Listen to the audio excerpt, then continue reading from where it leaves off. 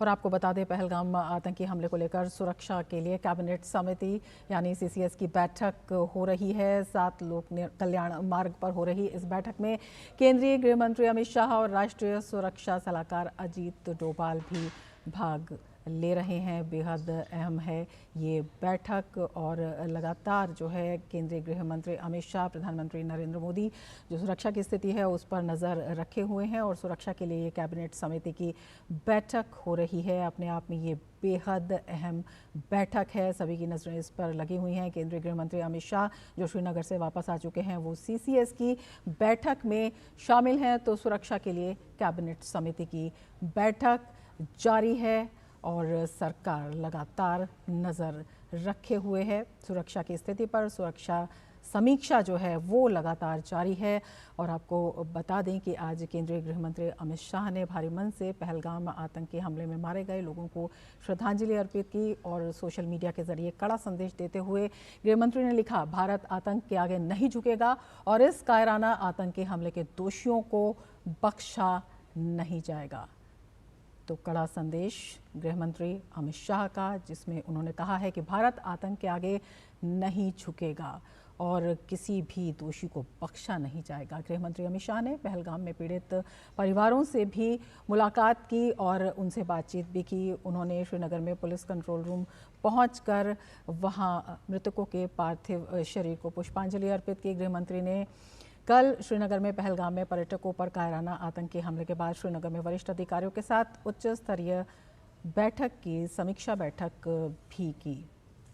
तो लगातार जो है सुरक्षा की समीक्षा की जा रही है और बैठकों का दौर भी लगातार जारी है। और केंद्रीय गृह मंत्री अमित शाह हमले के तुरंत बाद कल श्रीनगर रवाना हो गए थे और उसके बाद उन्होंने समीक्षा बैठक की। वो हमले के पीड़ित परिजनों से मिले और जो लोग इस हमले का शिकार हुए उन्हें श्रद्धांजलि भी उन्होंने अर्पित की और कड़ा संदेश दिया कि किसी भी कीमत पर जो दोषी हैं उन्हें बख्शा नहीं जाएगा। और वरिष्ठ अधिकारियों के साथ सुरक्षा बैठक की उन्होंने समीक्षा भी की।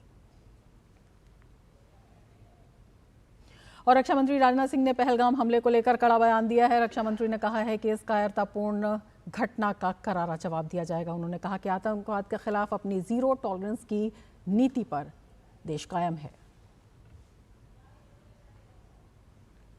सबसे पहले मैं उन सभी लोगों के प्रति अपनी गहरी संवेदना व्यक्त करता हूं जिन्होंने अपने प्रियजनों को खोया है। इस दुखद समय में दिवंगत आत्माओं की शांति के लिए मैं परमात्मा से प्रार्थना करता हूं। यहां मैं भारत के दृढ़ संकल्प को दोहराना चाहूंगा कि टेररिज्म के खिलाफ हमारी जीरो टॉलरेंस की पॉलिसी है। भारत का एक एक नागरिक इस कायरतापूर्ण हरकत के खिलाफ एकजुट है।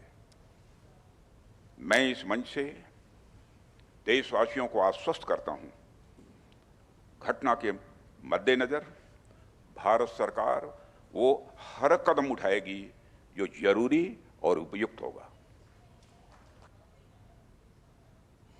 तो आतंक के खिलाफ उठाए जाएंगे कड़े कदम और दोषियों को किसी भी कीमत पर बख्शा नहीं जाएगा। और आतंक के खिलाफ इस लड़ाई में पूरी दुनिया भारत के साथ खड़ी है। भारत दौरे पर आए अमेरिका के उपराष्ट्रपति जे.डी. वेंस ने पहलगाम आतंकी हमले की कड़ी निंदा करते हुए शोक व्यक्त किया। We've had a very successful visit. I want to just, of course, issue our condolences to the people of Kashmir who were affected by this terrible terrorist attack. The President's already spoken with Prime Minister Modi. I believe I'll be speaking with him later this afternoon. And obviously we're providing whatever assistance and help we can provide to the government, to the people of India. But this has been a wonderful visit. The people here have been so welcoming, so kind to us. We're sad to leave, but excited to get back home.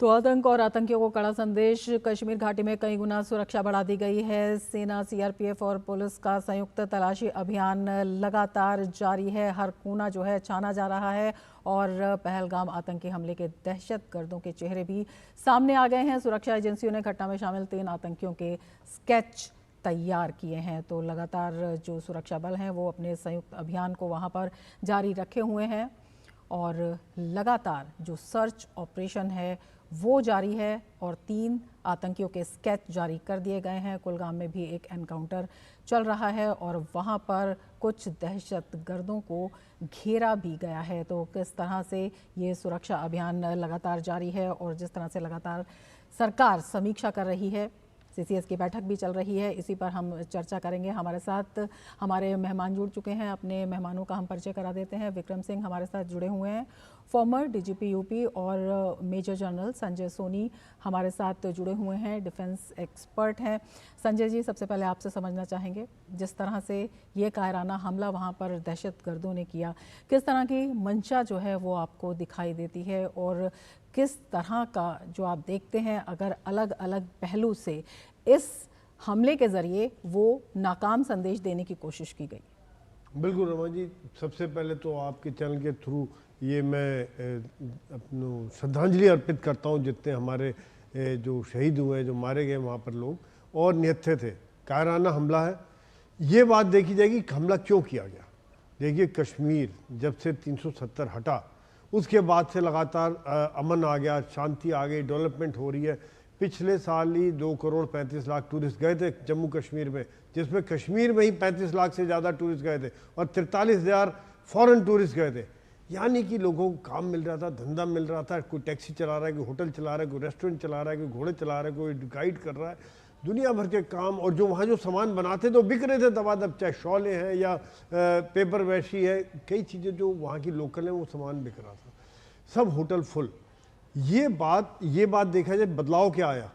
पत्थर फेंकने बंद हो गए, आतंकवाद की घटनाएं कम हो गई। ये दृश्य जो हैं लेफ्टिनेंट नरवाल जो कि इस हमले का शिकार हुए, उनके पार्थिव शरीर को करनाल ले जाया जा रहा है। तो ये दृश्य आप देख रहे हैं।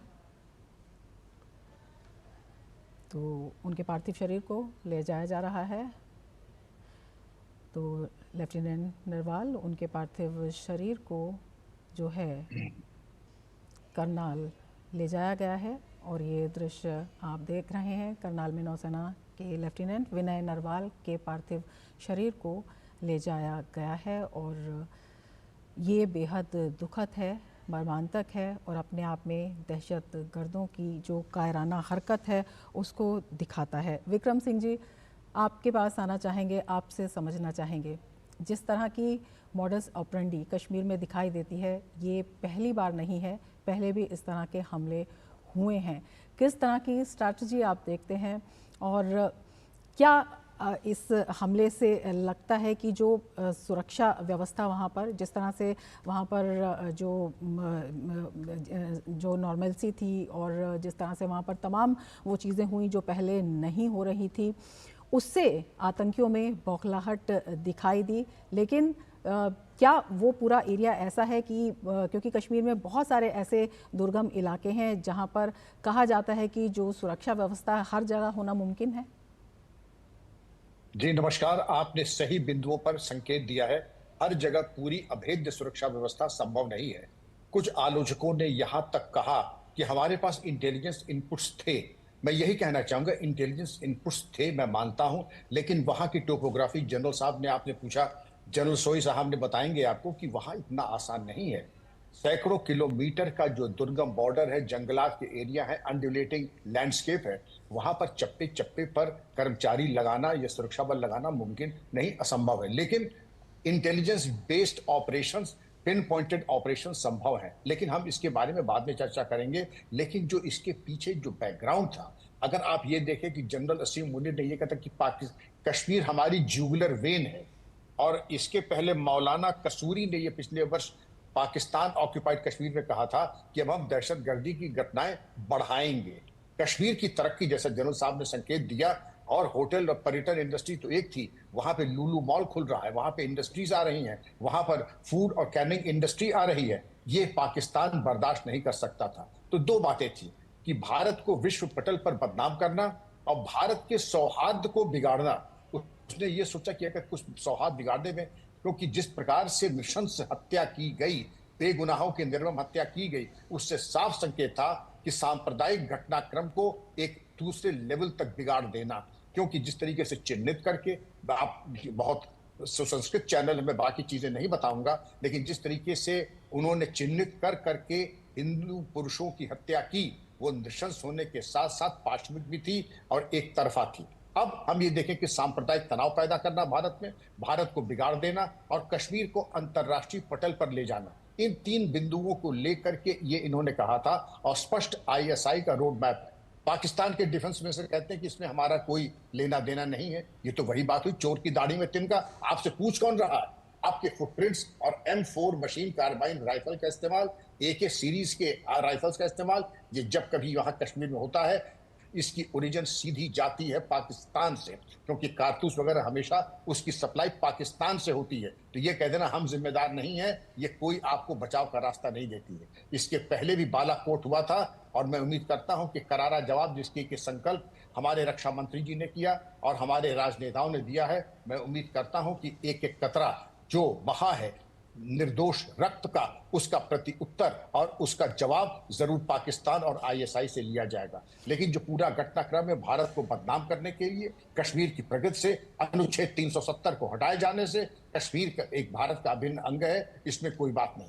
और वहां के राजनेताओं की गैर जिम्मेदाराना बयान तो देखें, जब तक हमारे दिलों में जगह नहीं होगी तब तक दिलों में जगह तो पहले भी नहीं थी, आज भी नहीं है, मेरे जीवन काल में बनेगी नहीं। तो जगह बनाई जाती है, अपने आप वो पैदा नहीं होती है। तो इस तरीके के अनर्गल बयान छोड़ करके हम चाहते हैं कि जो कश्मीरी विस्थापित पंडित हैं वो अपने घर वापस जाएं, और उसके लिए हमारी भारत सरकार कृत संकल्प है और एकजुट भारत राष्ट्र ये जागा हुआ भारत है। ये इस तरीके की तुष्टीकरण की बातों से न आने वाला, न बंदर घुड़कियों से। ये बहुत पीड़ा का समय है। मैं भी श्रद्धांजलि देता हूं पीड़ित परिवार को इस शोक संतप्त वातावरण में, लेकिन इससे हम सबक लेंगे और एक एक कतरे खून का प्रति उत्तर और जवाब भी चाहेंगे, जिसके लिए हम समर्थ थे और हैं। जो कड़ा संदेश है वो रक्षा मंत्री राजनाथ सिंह ने भी दिया है, गृह मंत्री अमित शाह ने भी दिया है और प्रधानमंत्री नरेंद्र मोदी ने भी, जिस तरह से लगातार जो है समीक्षा बैठक चल रही है। संजय जी, आपसे समझना चाहेंगे, जिस तरह से अगर हम बात करते हैं, विक्रम सिंह जी ने बताया कि जिस तरह से वहाँ से अपने आप ही एक बयान आ गया, जबकि आधिकारिक रूप से अभी कुछ कहा नहीं गया था, तो चोर की दाढ़ी में तिनका तो साफ नज़र आता है। और उससे पहले भी पाकिस्तान की तरफ से जिस तरह की बयानबाजी सामने आ रही थी, तो ये जो कनेक्शन है और जिस तरह से TRF की बात करते हैं तो वो LAT का ही एक अंग जो है वो माना जाता है, तो ये जो है ये साफ तौर पर दिखाई देता है। देखिए, अभी तक कोई आधिकारिक बयान हमारे में से किसी ने नहीं किया। हालांकि बहुत सीरियस इसको लिया गया है। प्रधानमंत्री जब अपना दौरा छोड़ के आए, होम मिनिस्टर अमित शाह जी सब कुछ छोड़ के श्रीनगर गए और फिर घटनास्थल पर भी गए। लीडरशिप ये है कि लीड बाय एग्जाम्पल है वो। और उसके बाद राजनाथ सिंह जी ने भी मीटिंग की, तीनों सर्विस चीफ की। पाकिस्तान का नाम किसने लिया? किसी ने भी नहीं लिया। वो वैसे ही डर गए अभी, उनको डर बैठ गए, क्या करेगा अभी। क्योंकि आपको याद होगा जब उड़ी हुआ था तब पाकिस्तान ने सोचा हम क्रिकेट मैच बंद करेंगे, हमने सर्जिकल कर दिया। जब पुलवामा हुआ उन्होंने सोचा शायद मैक्सिमम सर्जिकल करेंगे, हमने बालाकोट कर दिया, एयर स्ट्राइक कर दिया पहली बार। अभी उनको समझ नहीं आ रहा है कि क्या करें, क्योंकि जो हम सोचते हैं सोच विचार करके कर रहे हैं। CCS की मीटिंग है, बिल्कुल। और ये अपने दर्शकों को बता दें, क्योंकि देश भर में जो है लगातार इस घटना के विरोध में प्रोटेस्ट किया जा रहा है, इसका विरोध प्रदर्शन किया जा रहा है। हैदराबाद से ये दृश्य आप देख रहे हैं, तो आतंक के खिलाफ देश किस तरह से एकजुट है ये साफ तौर पर दिखाई देता है, और यही दहशत गर्दों को एक करारा जवाब है। तो ये अपने आप में बेहद करारा जवाब जिसे कह सकते हैं वो दिखाई दे रहा है। देश भर में जो है इसके खिलाफ, आतंक के खिलाफ, दहशतगर्दी के खिलाफ एकजुटता दिखाई दे रही है, विरोध प्रदर्शन दिखाई दे रहा है। हैदराबाद से ये दृश्य साफ तौर पर आप देख सकते हैं। संजय जी, जिस तरह से ये दृश्य दिखाई दे रहे हैं, ये अपने आप में आतंक को एक करारा जवाब देशवासियों की तरफ से भी दिखाई देता है। बिल्कुल। देखिए, पहले आपने लेफ्टिनेंट नरवाल का दिखा था, 16 अप्रैल को शादी हुई थी उसकी जी, है काफ़ी हृदय विदारक दृश्य है। और ये दिखा रहा है पूरे देश में एकता। इस समय में सभी पार्टी, धर्म, प्रदेश सब छोड़ के इस समय में सब ये चाह रहे हैं कि खून का बदला खून, किस प्रकार से पाकिस्तान को सजा मिले। यहाँ तक कि श्रीनगर में जुलूस निकले हुए, श्रीनगर में पूरा बाजार बंद है, आज वहाँ पर भी सभी पार्टी इसका विरोध कर रहे हैं, क्योंकि वो लोग भी समझ रहे हैं जो घटना हुई है ना, ये श्रीनगर कश्मीर के लोगों के खिलाफ हुई है। कश्मीर के लोगों का नुकसान होगा इसमें, वहाँ जो अमन है, जो वहाँ जो शांति है, उसको भड़काया जा रहा है। तो ये सब देखते हुए आज मुझे इस चीज़ का, हालांकि हमने कुछ जाने खोई, लेकिन एक चीज़ का देख रहा हूँ मैं कि जिस प्रकार से पूरा देश खड़ा हुआ है, जिस प्रकार से पूरी कश्मीर की जनता खड़ी हुई है, ये एक बहुत बड़ा एकता का संदेश, हमारे जज्बे का संदेश है। क्योंकि बर्बर तो है ही, ये जो कश्मीर घाटी है, जम्मू कश्मीर है, उसके भविष्य पर भी एक करारा प्रहार जो है दिखाई देता है। इसी पर चर्चा हम जारी रखेंगे, लेकिन उससे पहले वक्त हो चला एक ब्रेक का। आप जुड़े रहिए TG न्यूज़ के साथ।